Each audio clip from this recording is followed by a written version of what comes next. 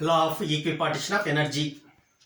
To know in how many ways a molecule can absorb or release energy in thermal equilibrium based on its type of motion and the type of molecule, we can apply law of equipartition of energy.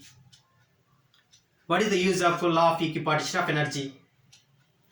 By knowing law of equipartition of energy, we can find the specific heat capacity of a gas, and also we can find the ratio of specific heat capacities of gases.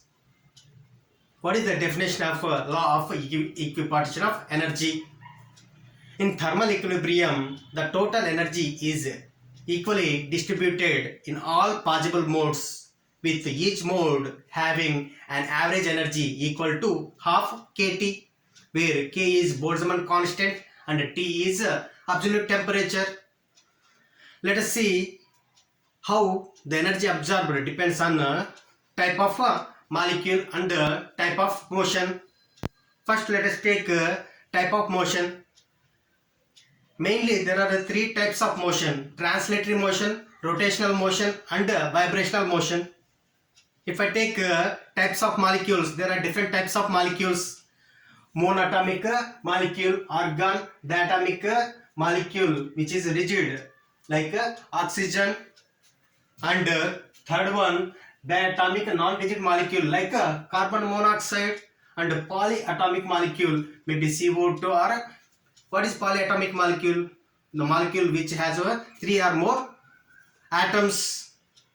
If I take a translatory motion, what is translatory motion? If the molecule moves from one point to another point, this is called a translatory motion, where all the particles have same displacement. Here, if a molecule moves in three dimensions, if it moves in a space, we need three coordinates to specify its position. These three coordinates will refer to three modes or 3 degrees of freedom. One coordinate is equal to one mode is equal to 1 degree of freedom. It may be along x-axis, the molecule may move along y-axis, the molecule may move along z-axis. So monatomic molecule like argon has 3 translational degrees of freedom, and each degree of freedom will contribute half kT to the total energy of the molecule. So one translation is equal to this much energy. Yes, if I take diatomic molecule which is rigid. Rigid means it cannot behave like one dimensional oscillator. And if I take oxygen molecule, this is one atom, this is another atom, and this is the nucleus of oxygen, this is the nucleus of another oxygen. The imaginary line connecting these two nuclei is called interatomic axis. Now, like monatomic molecule, it has 3 translational degrees of freedom. It can move along x-axis, it can move along y-axis, it can move along the z-axis. At the same time, it has rotational degrees of freedom. It means that this molecule can rotate about this axis. This is one rotational degree of freedom. At the same time, it can rotate about this axis. If I take this axis, about this axis it can rotate. It means that if these are the atoms, this is one oxygen, this is another oxygen. This oxygen can rotate, this molecule can rotate about this axis. At the same time, about this axis, the oxygen molecules can rotate about this axis. So there are 2 rotational degrees of freedom. If I take a third rotation about interatomic axis, we can neglect rotational degree of freedom about interatomic axis, because moment of inertia will be very negligible at moderate temperatures. Now I take another diatomic molecule which is non-rigid, like CO. Non-rigid means it has vibrational degrees of freedom.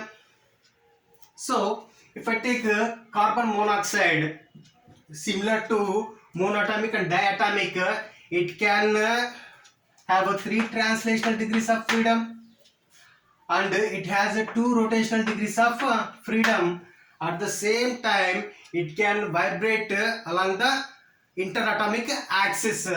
So it has one vibrational degree of freedom, and we should remember that one vibrational frequency contributes one kinetic energy term and one potential energy term, and one kinetic energy term will contribute half kT, and one potential energy term will contribute another half kT. So it is only for vibrational frequency. So 3 translation means 3 into half kT. 2 rotations means 2 into half kT. But when it comes to vibration, each vibrational frequency has one kinetic energy term and another potential energy term. If I take a polyatomic molecule similar to monatomic, diatomic, it has 3 translational degrees of freedom. That means that each translation corresponds to half kT, and it has 3 rotational degrees of freedom. That is 3 half kT.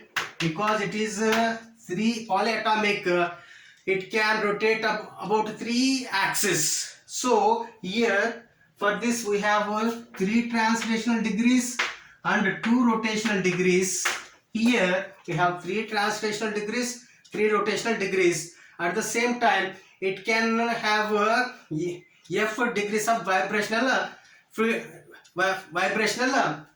modes. If it has f degrees, f vibrational frequency is f, and each vibration corresponds to half kT for kinetic energy and half kT for potential energy. Then we can write f into 2 into 1 by 2 kT corresponding to vibrational frequencies. This is how we can understand a law of equipartition of energy based on the motion and based on the type of molecule.